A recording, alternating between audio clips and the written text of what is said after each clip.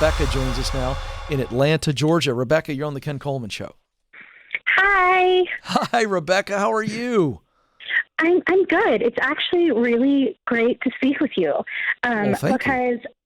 I've had this question, and a lot of people have told me all sorts of different things.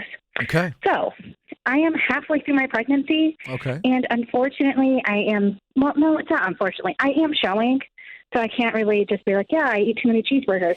And I have a job interview on Thursday, and so I'm just curious how to handle it.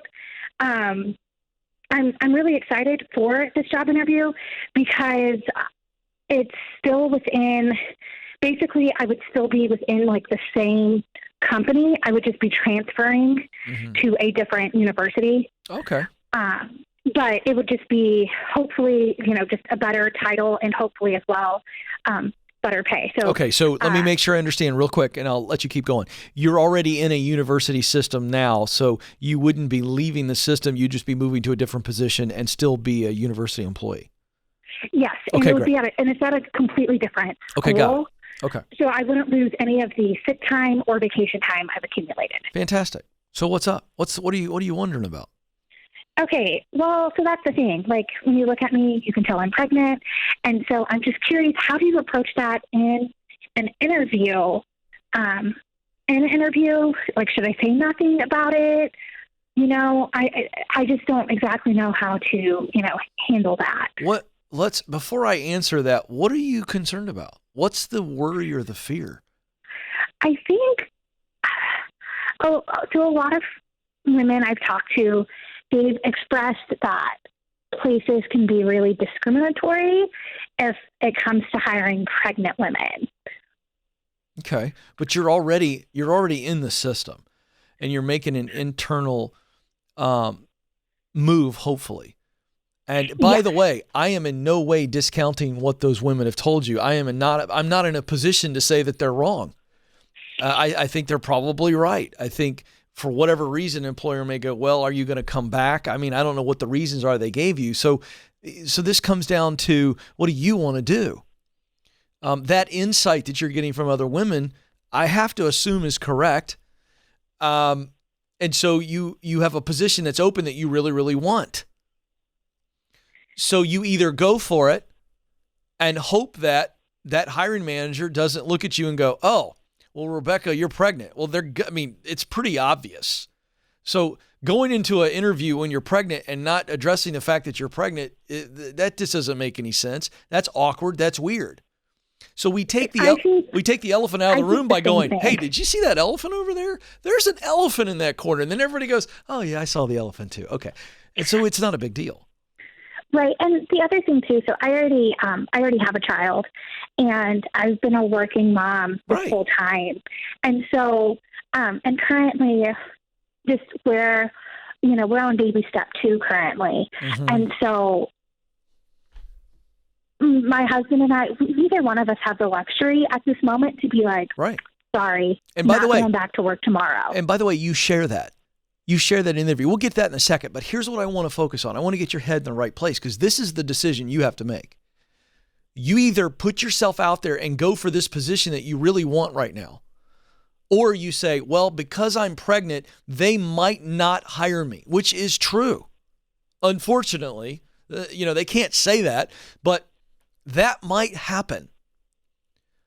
But the alternative is you don't ever go for it and you pass it up. And now you're sitting there wondering about it, and you didn't take a shot. Let me just tell you where I'm at, and I'm going to ask you to tell me where you are.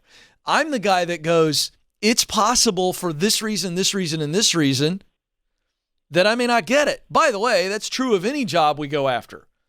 Rarely are we the only person going after the job.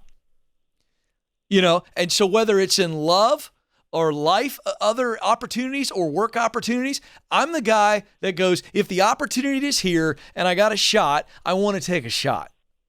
Because I would rather be a person who went for it and I didn't get it, and that's life and I deal with that, than the person who didn't take the shot, who didn't go for it. Now that's me. So I'm telling you that because that's going to color my advice. What kind of person are you, Rebecca? Oh, I'm want to take the shot. Yeah! And I think that's the thing, is I so badly, Take it! I so badly want to take the shot. Why? But a lot of people I talk to, they're like, Because they're not. But Rebecca, ambitious. I know, but listen, Rebecca, they're not shot takers. Do you know what they are? They're bench warmers. Ooh, I went there. I don't want to be a bench warmer. Come on, Rebecca, say that again one more time. I do not want to be a bench warmer. Yeah. Not today. I'm the guy who wants the coach to put me in the game. I want my shot to earn playing time. I want my shot too. I know you do. So this conversation is over. You take the shot and you look at them in the interview and you go, hey, I'm pregnant, but I'm a working mom. Got another kid. My husband and I, we're on a mission. And this job helps me advance the mission. I want this job for this reason, this reason, this reason, and this reason. And I know I'm pregnant, but here's what I can promise you. I'm the best candidate you're going to interview, and here's why. And once maternity leave comes over, I'm coming back, and I'm going to set this place on fire. When you answered the phone, anybody that was listening and is listening right now, they heard the sunshine all over you. You go in there and be you, and you shine bright, and you give them everything you got, and you make them think real hard about why in the world they would pass you up just because you got maternity leave coming around the corner. Do you hear me? Yes. Thank you. Well, you're welcome. Now let's go. You got another question? Yeah. So I just, so the first interview I'm going to have is going to be a Microsoft Teams interview. Okay. And then they said, depending on how the Microsoft Team interview goes, they would like to bring me in and actually see the facility. Mm-hmm. And so I guess, what are the things that I can do to really hopefully get me the job interview in person? Well, I've got a free How to Win the Interview guide at kencoleman.com. So what I want you to do is download that as soon as this call's over. It's absolutely free. How to Win the Interview, and it's going to teach you how to prepare relentlessly. I'm going to do that. Yeah, because listen, relentless preparation leads to reflexive performance. Your brain is a supercomputer, and if you prepare, it will perform. And here's what else I want you to do. In that first Microsoft Teams interview, you just own it. Great lighting. Check your sound. I want you to stand up during the interview. You don't have to reveal to them that you're pregnant this time. I want you to blow their mind. And you own this interview. You got it? So read the guide. It's going to tell you it's going to prepare you on the types of questions you will be asked, and it is going to, more importantly, give you some questions that you need to ask in the interview. And don't forget that this interview, as much as you want it right now, this interview is as much for you as it is for them. You ask questions and figure out, is it a good fit for you? And in doing so, you will stand out, because most candidates don't ask good, insightful questions in the interview. And the edge is the questions you will ask, not the answers you will give. For the rest of the audience, this is a free guide. I'm giving you the secret sauce. I'm not asking you to buy something. It's at kencoleman.com. How to Win the Interview. Go get it. That's the difference maker, is the questions that you ask in the interview. Makes you stand out, and more importantly, gives you good information to know, am I a good fit for this? Is this a good fit for me? Love your energy, Rebecca. You are amazing. Go, go, go. Always take the shot. A quote my dad gave me, and I don't know who said it. I don't even know that it's attributed to anybody, but when I was growing up, my dad said to me 1 billion times, the person who aims for nothing hits it every time.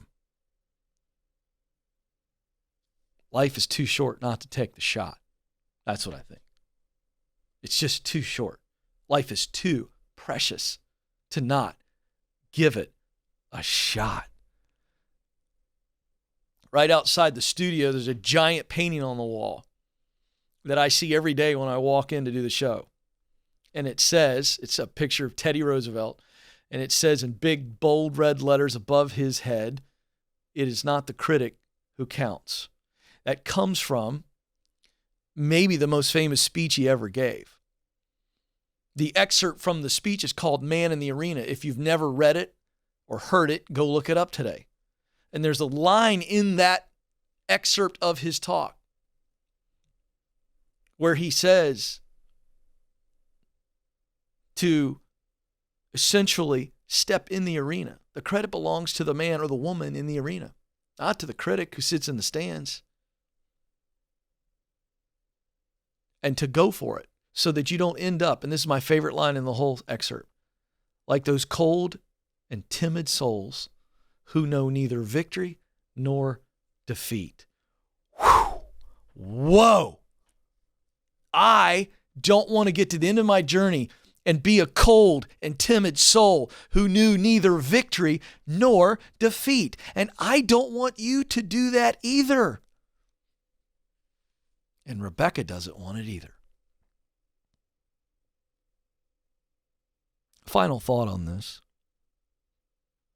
I don't believe that there's one woman or man on the planet who truly says to themselves, honestly, I want to be on a bench. I want to sit in the bleachers of life. No, you can't convince me of that. You cannot convince me of that. That voice is not an honest voice. It may be a voice of discouragement, failure, abuse. But that's not the true voice of the soul. All of us want to make a contribution. We want to be in the game. We want to fill our role. So I just feel like I needed to share that because there's somebody out there that's watching right now. And you need to hear that the world needs you to get off the bench. We need you off the bleachers. We need you on the field. We need you. Somebody needs you. It may not be a whole lot of people. It may not. It may not number in the tens. It may not number in the hundreds or the thousands. But somebody in this world needs you to show up and be you. Will you join me? Can I extend a hand today and say, here, grab my hand. I'm going to help you walk off the bleachers and get in the game.